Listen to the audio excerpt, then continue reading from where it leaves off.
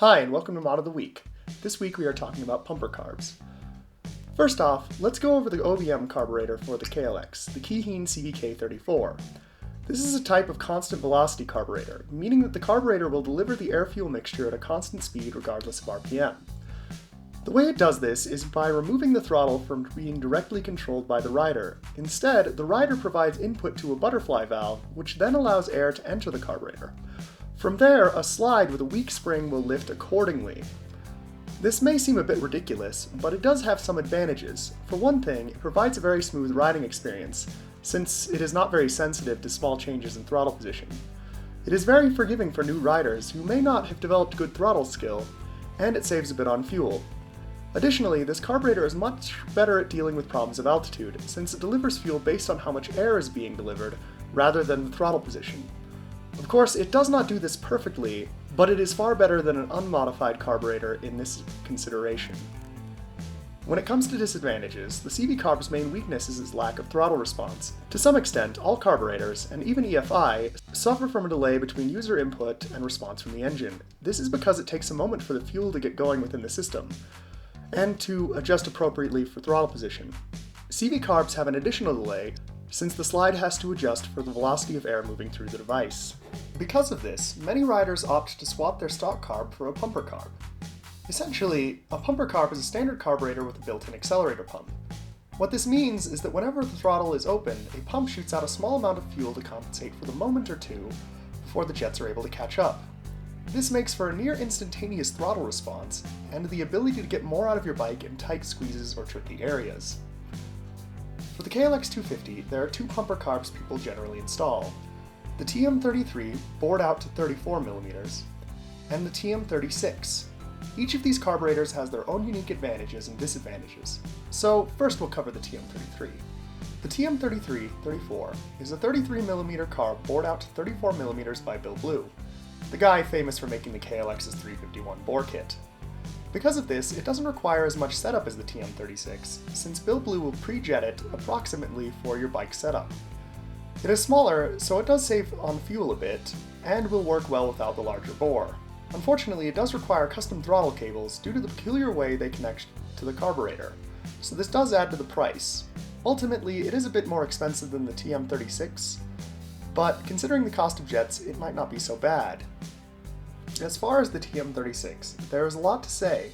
Unlike the TM33, this carburetor was not designed with a particular bike in mind, and thus is highly adjustable. This means that the duration of the pump, when it starts and stops, as well as how much fuel is pumped, is modifiable. Even the spring tension on the throttle can be changed to 3 different settings.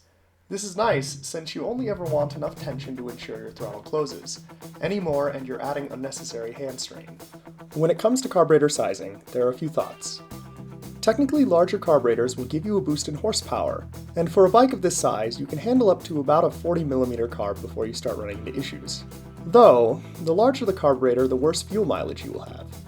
This is mainly due to loss from friction at the throttle opening. Since you can achieve higher RPM with less opening, your engine has to work more against the throttle body most of the time.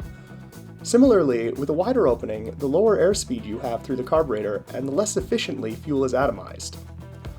Ultimately, I found that where you would get 80 miles per gallon with an optimized CVK34, you would get around 70 with the TM34, and 60 with the TM36.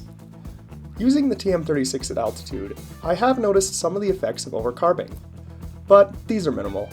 Essentially, if I go to wide open throttle from a low RPM, there is a small bog since the fuel is not metered well with such low airflow.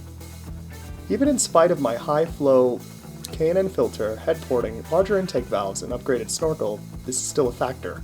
Smaller carburetors always have better throttle control, as small changes have a larger relative change in throttle ratio. This doesn't seem to make too much of a difference between these two carburetors, but it is something worth thinking about. In terms of racing, bikes with smaller carburetors have an advantage in tight, highly technical terrain, where absolute control of the throttle shaves off time. Bikes with larger carburetors have an advantage in open straight-line terrain, where acceleration and raw power is key. Regardless, the larger the carburetor, the louder the intake noise. And this is surprisingly noticeable, even with just a 2mm increase.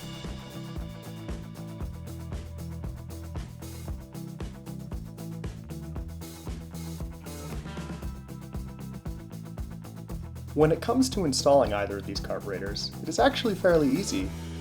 Each is slightly shorter than the CVK34, and so slides nicely into the stock intake and air boots. The connection for the throttle position sensor will need to be taped off, but don't worry, this does not seem to have any effect on the way the KLX runs. You will need to reroute your throttle cables to the new location, which may be somewhat odd. It is unlikely you will be able to keep your return lines due to conflicts with the gas tank. And on this note, should you have an aftermarket gas tank, the top of the TM36 throttle wheel will need to be cut off in order to prevent hanging against it. Once you're sure that your throttle is able to move freely, then it's time to jet. This is a rather complicated process that I hope to cover in a future video.